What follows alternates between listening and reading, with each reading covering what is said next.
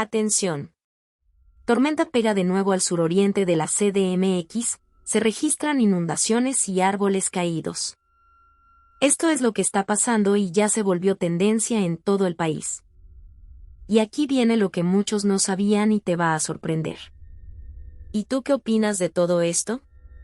Déjanos tu comentario aquí abajo, te leemos todos. Y escribe la palabra rojo en los comentarios si quieres más noticias como esta. Síguenos en Pulso Viral.